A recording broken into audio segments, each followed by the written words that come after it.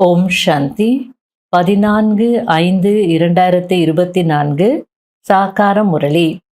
இன்று சிவ பகவான் கூறுகிறார், இனிமையான குழந்தைகளே, ஆத்ம அபிமானி ஆகுங்கள். நான் ஆத்மா, ஷரீரம் அல்ல. இதுதான் முதல் பாடமாகும். இதே பாடத்தை அனைவருக்கும் நல்ல முறையில் கற்பியுங்கள். கேள்வி: ஞானம் சொல்வதற்கான முறை என்ன? எந்த விதியுடன் ஞானத்தை சொல்ல வேண்டும்? பதில்: ஞானத்தின் விஷயங்களை மிகவும் குஷியாக சொல்லுங்கள். வேறு வழி இல்லை என்று வேண்டா வெறுப்பாக அல்ல. நீங்கள் அமர்ந்து தங்களுக்குள் ஞான சர்ச்சை செய்யுங்கள். ஞானத்தை சிந்தனை செய்யுங்கள். பிறகு யாருக்காவது சொல்லுங்கள். தன்னை ஆத்மா என்று உணர்ந்து பிறகு ஆத்மாவிற்கு சொன்னீர்கள் என்றால் கேட்பவர்களுக்கும் குஷி ஏற்படும். ஓம் சாந்தி. ஆத்ம உணர்வில் அல்லது ஆத்மா அபிமானியாகி அமருங்கள் என்று தந்தை கூறுகிறார். ஏனென்றால் ஆத்மாவில்தான் நல்ல அல்லது கெட்ட சம்ஸ்காரங்கள் நிரப்பப்படுகிறது. அனைத்தின் பிரபாவமும் ஆத்மாவின் மீதுதான் ஏற்படுகிறது. ஆத்மாதான் தூய்மையற்றது என்று சொல்லப்படுகிறது. ஆத்மா ஷரீரத்துடன் தான் இருக்கும்.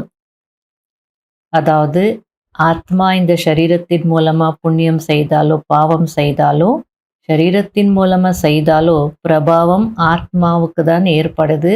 சம்ஸ்காரம் ஆத்மாவில் தான் பதிவாகுது அப்படின்றார். தூய்மையான ஆத்மா, தூய்மையற்ற ஆத்மா அப்படின்னு சொன்னாலும் தனியாக இருக்கக்கூடிய ஒரு ஆத்மாவை அப்படி சொல்லலை. ஆத்மா ஷரீரத்துடன் தான் இருக்கு அப்படின்றார். முதல் முக்கியமான விஷயம், ஆத்மா ஆகி அமருங்கள். தன்னை ஷரீரம் என்று அல்ல, ஆத்மா என்று உணர்ந்து அமருங்கள். ஆத்மாதான் இந்த உறுப்புகளை இயக்குகிறது. அடிக்கடி தன்னை ஆத்மா என்று உணர்வதினால் பரமாத்மா நினைவிற்கு வருவார். தேகம் நினைவிற்கு வந்தால் தேகத்தின் தந்தை நினைவிற்கு வருவார். எனவே ஆத்ம அபிமானி ஆகுங்கள் என்று தந்தை கூறுகிறார். தந்தை படிப்பித்துக் கொண்டிருக்கிறார். இது முதல் பாடமாகும். ஆத்மாக்களாகிய நீங்கள் அழிவற்றவர்கள். ஷரீரம் அழியக்கூடியது.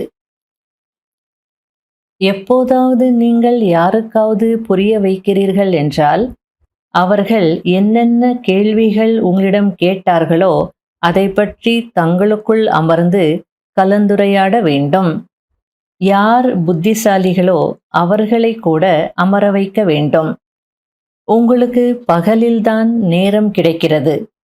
உணவு உட்கொண்ட பிறகு உறக்கத்தின் போதை வருகிறது என்று இருக்கக்கூடாது. அதாவது மத்தியான நேரத்தில் அமர்ந்து ஞானத்தினுடைய டிஸ்கஷன் பண்ணணும்.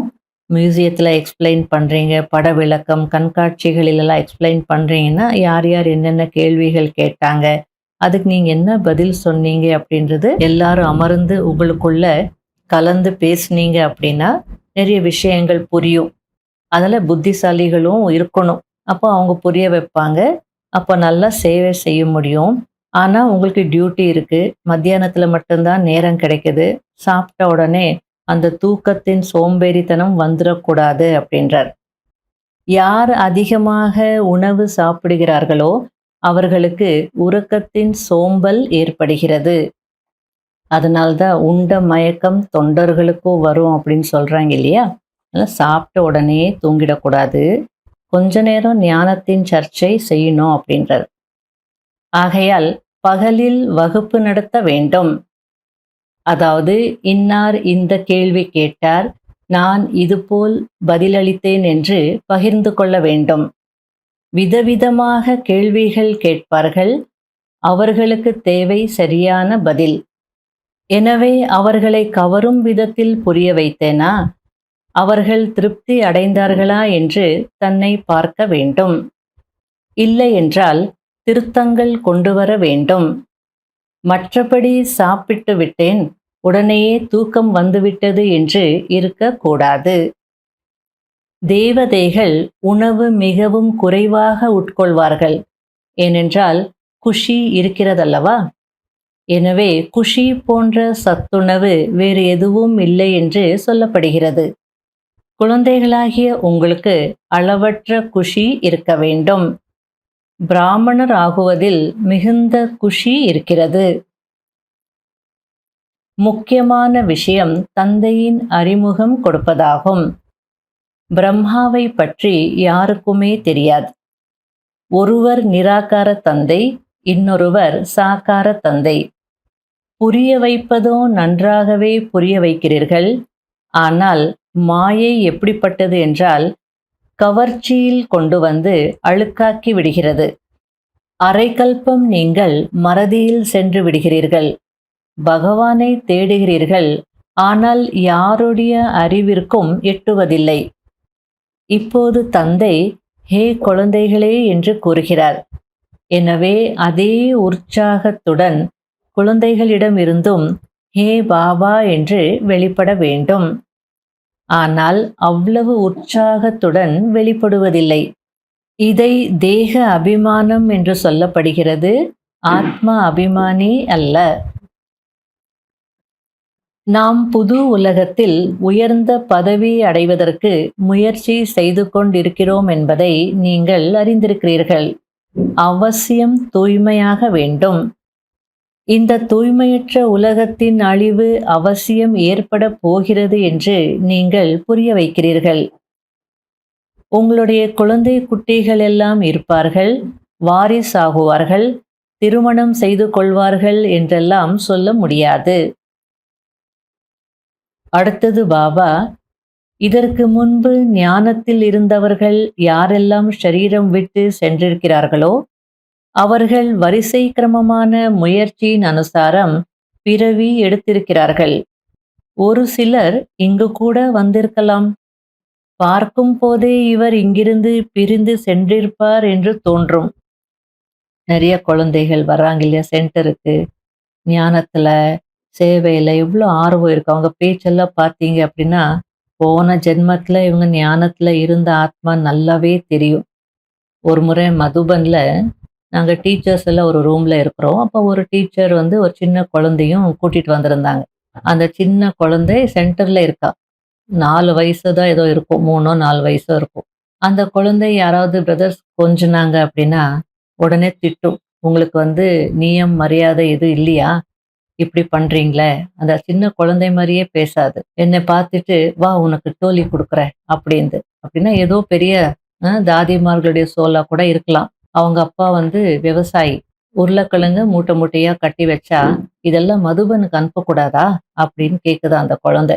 அப்படின்னா அது மதுபன்ல இருந்த ஆத்மா அல்லது ஞானி ஆத்மா அப்படின்னு நல்லாவே தெரியுது இல்லையா. அவர்களுக்கு ஞானம் இல்லாமல் மகிழ்ச்சி இருக்காது. அவர்களுடைய தாய் தந்தையரிடமும் நாம் இங்கு செல்லலாம் என்று சொல்வார்கள். அது போல நிறைய குழந்தைகளை பார்க்குறோம். இப்போ அவங்க அப்பா அம்மாவே சென்டருக்கு கூட்டிட்டு வருவாங்க. அந்த குழந்தைகள் சொல்லுமா இங்க போலாம் வாங்க அப்படின்னு. அவங்க அப்பா அம்மாவே சொல்லுவாங்க, இந்த இடத்துக்கு போகணும் போகணும்னு இன்னும் சொல்லிட்டே இருப்பா அப்படின்னு. அடுத்தது பாபா விநாசத்தை பற்றி சொல்றார். அணுகுண்டுகள் தயாரிப்பவர்கள் இந்த உலகம் அழிய போகிறது, யாரோ நம்மை தயாரிக்க தூண்டுகிறார், நாம் தயாரித்து கொண்டிருக்கிறோம் என்பதை அறிந்திருக்கிறார்கள். நல்லது. இனிமையிலும் இனிமையான காணாமல் போய் கண்டெடுக்கப்பட்ட செல்ல குழந்தைகளுக்கு மாத் பிதா பாப் தாதாவின் அன்பு நினைவுகள் மற்றும் காலை வணக்கம். ஆன்மீக குழந்தைகளுக்கு ஆன்மீக தந்தையின் நமஸ்காரம். கடைபிடிக்க வேண்டிய முக்கியமான சாராம்சம். முதல் பாயிண்ட், ஞானத்தை உள்ளுக்குள் நன்றாக அரைக்க வேண்டும். அதாவது சிந்தனை கடலை கடைய வேண்டும். தங்களுக்குள் ஞானத்தின் ஆன்மீக உரையாடல் செய்து பிறகு மற்றவர்களுக்கு புரிய வைக்க வேண்டும். சோம்பேறித்தனத்தை விட்டுவிட வேண்டும். 2வது பாயிண்ட், ஆத்ம அபிமானியாகி மிகுந்த உற்சாகத்துடன் தந்தையை நினைவு செய்ய வேண்டும். நாம் ஈஸ்வரிய குழந்தைகள். நாம் தந்தையிடம் சோழியிலிருந்து வைரமாக ஆகுவதற்கு வந்திருக்கிறோம் என்ற இதே போதையில் சதா இருக்க வேண்டும். வரதானம்: ஞான சூரியன் மற்றும் ஞான சந்திரனுடன் துணைவராகி இரவை பகலாக்கும் ஆன்மீக ஞான நட்சத்திரம் ஆகுங்கள். அந்த நட்சத்திரங்கள் எப்படி இரவில் வெளிப்படுகிறதோ அதேபோல் ஆன்மீக நட்சத்திரங்களாகிய நீங்கள் மின்னுகின்ற நட்சத்திரங்களாக பிரம்மாவின் இரவில் வெளிப்படுகிறீர்கள். அந்த நட்சத்திரங்கள் இரவை பகலாக்குவதில்லை, ஆனால் ஞான சூரியன் மற்றும் ஞான சந்திரனுடன் துணைவர்களாகி நீங்கள் இரவை பகலாக்குகிறீர்கள். அவை ஆகாய நட்சத்திரங்கள், நீங்களோ பூலோக நட்சத்திரங்கள். அவை இயற்கையின் சக்தி, நீங்கள் பரமாத்ம நட்சத்திரங்கள். எப்படி இயற்கையின் நட்சத்திர மண்டலத்தில் அந்த நட்சத்திரங்கள் அநேக விதமாக மின்னுவது தென்படுகிறதோ அதேபோல் நீங்கள் பரமாத்மாவின் நட்சத்திர மண்டலத்தில் மின்னுகின்ற ஆன்மீக நட்சத்திரங்கள் ஆவீர்கள்.